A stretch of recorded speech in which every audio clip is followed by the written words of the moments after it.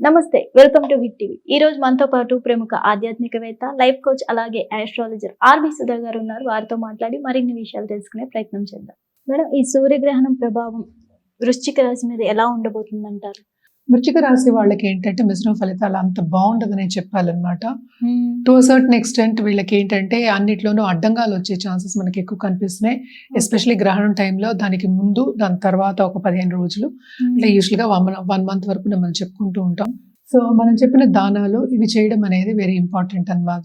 తప్పక వీళ్ళు ఏంటంటే గుడికి వెళ్ళి బ్రాహ్మణ్ అంటే చదువుకున్న బ్రాహ్మణ్ ఆశీస్సులు తీసుకుని, అలాగే ఏంటంటే ఆయనకి వాయనం ఇవ్వడం కానీ లేకపోతే దానం ఇవ్వడం కానీ చేయడం వెరీ వెరీ ఇంపార్టెంట్ అన్నమాట. ఎస్పెషలీ ఈ రాశిలో ఉన్న పాలిటీషియన్స్ కానీ, లేకపోతే పొలిటికల్గా గ్రోత్ కావాలి అనుకున్న వాళ్ళు, అలాగే పై స్థాయిలో ఉన్న వాళ్ళు, ఇలాంటి వాళ్ళకు కూడా బాగా అడ్డంగాలు వచ్చే ఛాన్సెస్ మనకి కనిపిస్తున్నాయి. వీళ్ళకి కూడా కొంతవరకు వీళ్ళు చేసే పని స్తంభించిపోయే ఛాన్సెస్ మనకి ఎక్కువ కనిపిస్తుంది బికాస్ ఆఫ్ గ్రహణం మూలాన్ని. ఈ గ్రహణం ఏంటంటే మనకు చెప్పినట్టు మనకి కుంభంలో అవుతోంది, అది 4వ ఇల్లు అయింది.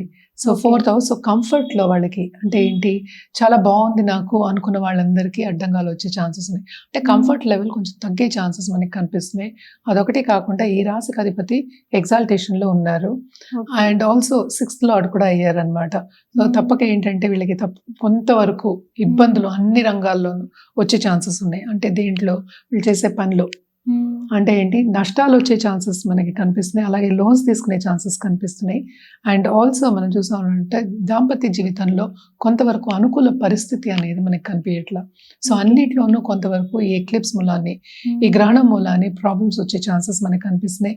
ఎస్పెషల్లీ గవర్నమెంట్ రంగంలో ఉన్న వాళ్ళకి చాలా ప్రాబ్లమ్స్ వచ్చే ఛాన్సెస్ మనకి కనిపిస్తున్నాయి అనమాట. సో వీళ్ళు ఎలాంటి పరిహారాలు చేస్తే బాగుంటుంది అంటారు?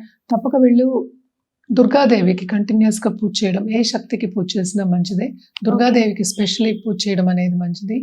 నేను ఇందాక చెప్పినట్టు దానం ఇవ్వడం, అంటే పట్టు విడుపు అయిపోయిన తర్వాత, గ్రహణం అయిపోయిన తర్వాత స్నానం చేసి గుడికి వెళ్ళి దానం ఇవ్వడం, అలాగే ఏంటంటే దర్శించుకోవడం. మీ కులగురువు అయినా సరే, ఏ గురువు అయినా సరే, ఏ డీటీని మీరు ఫాలో చేస్తున్నారో ఆ గుడికి వెళ్ళి తప్పక ఏంటంటే దర్శించుకోవడం, అలాగే వెళ్ళి బ్లెస్సింగ్స్ తీసుకోవడం అనేది వెరీ ఇంపార్టెంట్.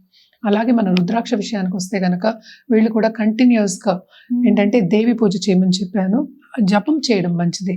అలాగే ఒక గురువు కింద వెళ్ళి నేను దీక్ష తీసుకోవాలి అంటే this is the best time అనమాట. ఈ టైంలో దీక్ష తీసుకోండి. అలాగే ఏంటంటే స్పిరిచువల్ గ్రోత్ అనేది కూడా వీళ్ళకి ఎక్కువ ఉంటుంది. తప్పక వీళ్ళు చేసే పనిలో మాత్రం చాలా మటుకు అడ్డంగాలు వచ్చే సూచనలు మనకి ఈ గ్రహణం మూలాన్ని కనిపిస్తున్నాయి. అదొకటి కాకుండా ఈ కూటమి కూడా మనం మాట్లాడుకుంటున్నాము.